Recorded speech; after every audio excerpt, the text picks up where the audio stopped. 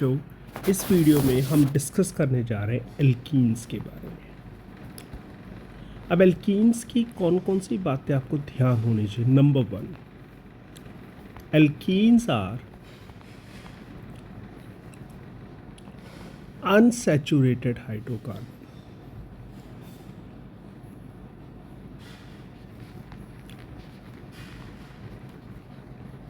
Having carbon double bond.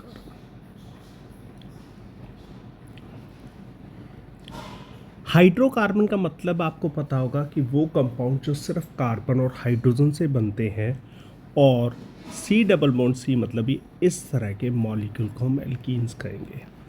Number 2, general formula आपने ध्यान रखना है।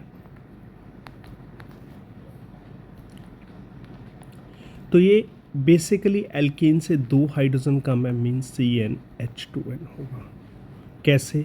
फॉर एग्जांपल हमने N1 पुट किया तो कोई एल्कीन नहीं होती, मीन्स 1 कार्बन की एल्कीन पॉसिबल नहीं है। 2 कार्बन की एल्कीन C2H4 होगा। 3 कार्बन की एल्कीन C3H6 होगा, means hydrogen is just double of carbons.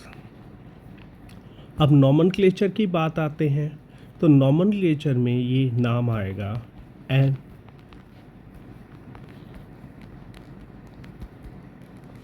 It is alk plus ene. अब सुनिए, अगर हमने 2 कार्बन की ली है, 2 कार्बन की एल्कीन ली है इथीन, तो इथीन कैसे बना? C2H4।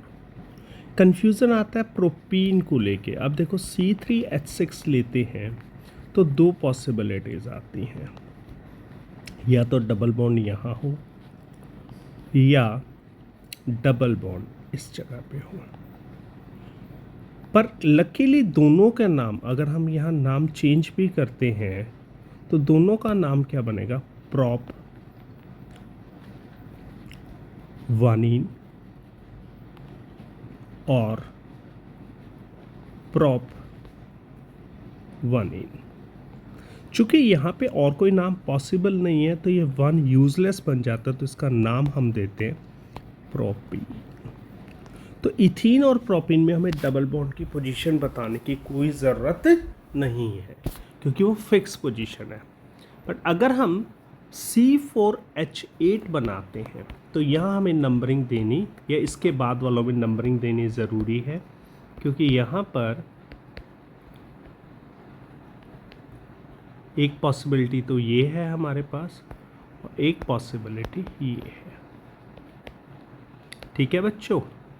अब फर्स्ट वन का नाम क्या बनेगा? अगर आप बनाने चलो, पहले वाले का नाम बनेगा ब्यूट 1,2, दैट इज 2ईन, और यहाँ ब्यूट 1ईन। सो हायर पोजीशंस पे हमें बेसिकली डबल बॉन्ड की पोजीशन देनी पड़ेगी। एक एग्जांपल लेते हैं लॉन्गेस्ट चेन का। लेट मेरे पास ये डबल बॉन्ड है, और यहाँ पे हमने डबल बॉन्ड को प्रॉपर बना देते हैं।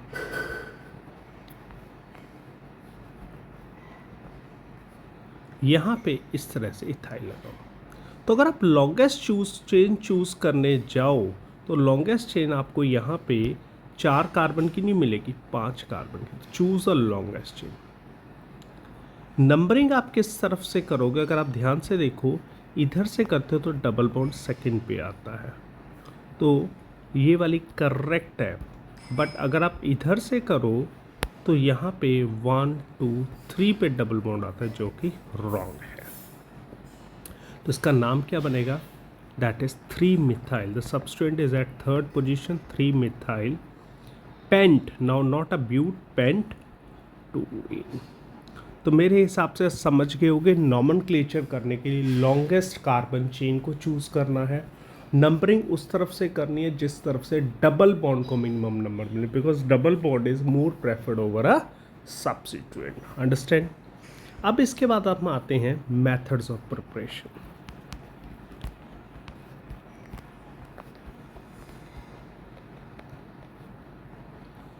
टोटल इसके लिए हम 6 मेथड्स पढ़ेंगे।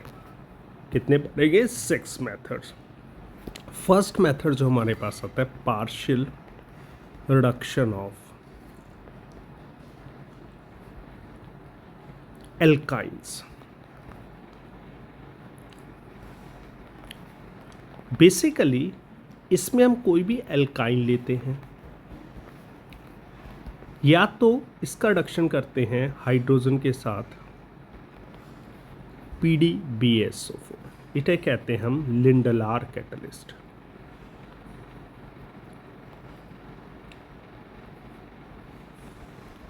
तो इससे क्या बनती है? सिस एल्कीन बनती है, मतलब दोनों हाइड्रोजन एक ही तरफ आते हैं।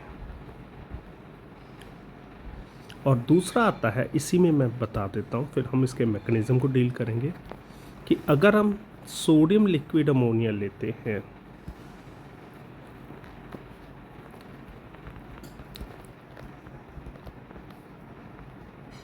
इसे हम कहते हैं ब्रिज रिडक्शन। इसमें आपका सिस की बजाय ट्रांस एल्कीन बनेगा, मतलब दोनों हाइड्रोजन अपोजिट साइड से अटैक करेंगे। तो ये एक बेसिक याद रखना, Lindlar catalyst gives you cis alkene and Birch reduction gives you trans alkene. हम इनके मैकेनिज्म में पढ़ते हैं। Number 1, mechanism of Lindlar's catalyst. अब यहाँ पे पैलेडियम यूज़ किया जाता है, और palladium is a transition metal. इसके ऊपर एल्कीन का मॉलिक्यूल और हाइड्रोजन आके जुड़ते हैं। ये एल्काइन आ गया और ये हाइड्रोजन आ गया। अब चूंकि यहाँ पे जो हाइड्रोजन का अटैक होगा, किसी एक कार्बन पे अटैक होगा, तो इससे जो प्रोडक्ट बनेगा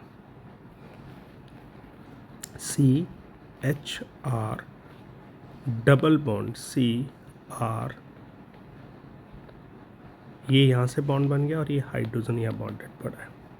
तो मजबूरी में दूसरा हाइड्रोजन भी कहाँ से अटैक करेगा? सेम साइड से अटैक करेगा। तो यहाँ एक मजबूरी बना दी गई थी, जिसमें दोनों मॉलिक्यूल्स, दोनों एटम्स ऑफ हाइड्रोजन इस मॉलिक्यूल पे सेम साइड से अटैक करते हैं। ये पैलेडियम बाहर चला गया, और यानी यहाँ पे एडिशन क्या हुआ है? सिन एडिशन टेक्स प्लेस, और जो एल्कीन बनती है वो सिस एल्कीन बनती है। मेरी बात शायद समझ गए होंगे। तो लिंडलार कैटलिस्ट आपको प्रेफरेबली सिस एल्कीन देता है। इसी के अगेंस्ट हम पढ़ें मैकेनिज्म ऑफ ब्रिज रिडक्शन। यहाँ पे क्या होगा? बेसिकली सोडियम मेटल है, वो इलेक्ट्रॉन देके Na+ बनाएगा। ठीक है, तो यही कंसेप्ट हम यहाँ यूज़ करते हैं, that we can take a alkyne molecule. इस पर सोडियम का अटैक कराया, Na+ बाहर निकल गया, और ये इलेक्ट्रॉन लेके, देखिए यहाँ ध्यान से देखना कि एक बॉन्ड टूट गया,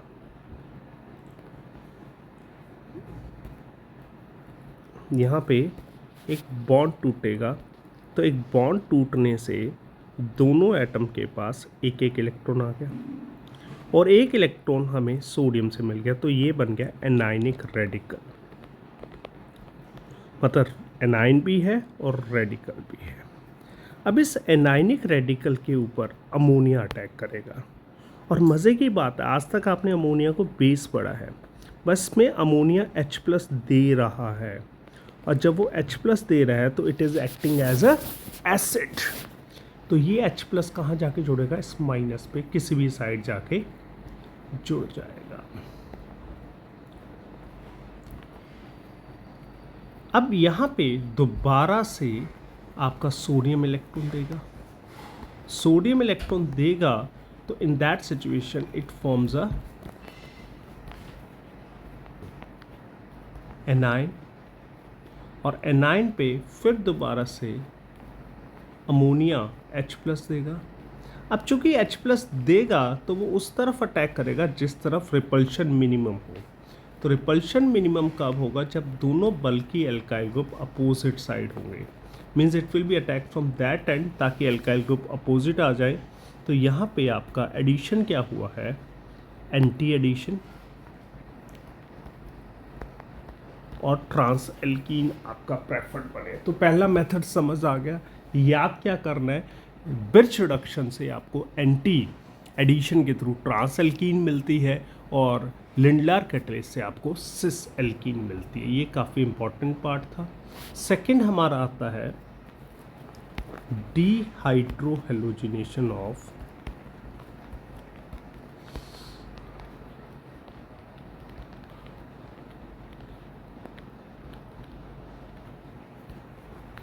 एल्काइल हैलाइड। इसमें आप कोई भी एल्काइल हैलाइड लेते हो, उस पे जब एल्कोहलिक KOH की रिएक्शन कराते हो तो इसमें से KX निकल जाएगा बाहर और वाटर निकल जाएगा और एल्कीन एज ए प्रोडक्ट बनता है।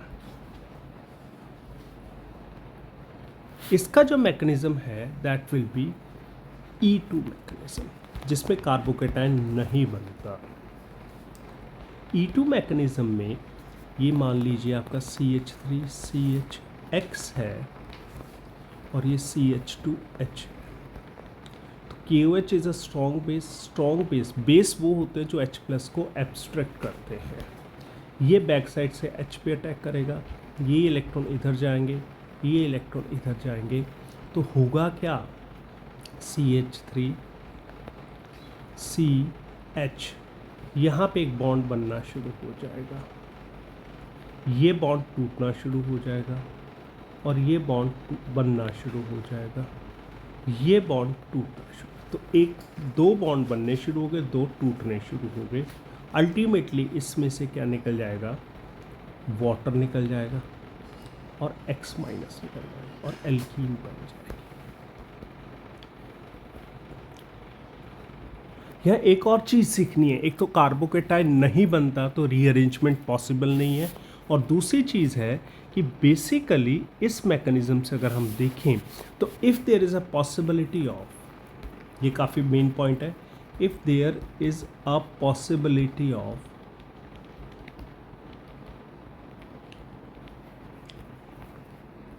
formation of more than one alkenes,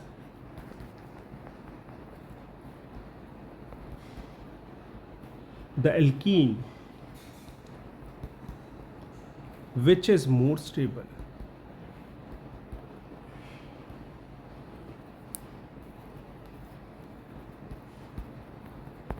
according to Sergev rule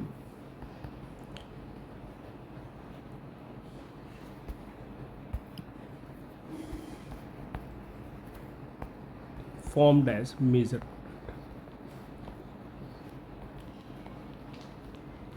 अब सर्जेफ रूल क्या कहता है, सर्जेफ रूल सिंपली एक ही लाइन में बात को खत्म करता है, मोर सब्स्टिट्यूटेड, जिस पे सब्सटेंस ज़्यादा है, एंड मोर सिमेट्रिक,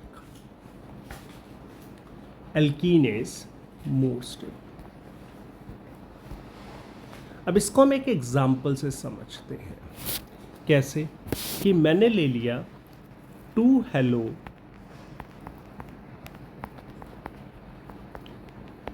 ब्यूटेन। अब इसमें बेसिकली 2 हेलो जो ब्यूटेन लिया है, इसमें अगर आप ध्यान से देखो तो 2 हाइड्रोजन रिमूव हो सकते हैं।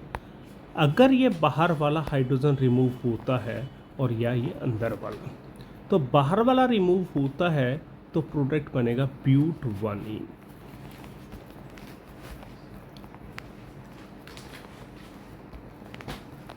और अगर अंदर वाला रिमूव होता है तो बनता है ब्यूट-2-ईन। ठीक है बच्चों, अब नोटिस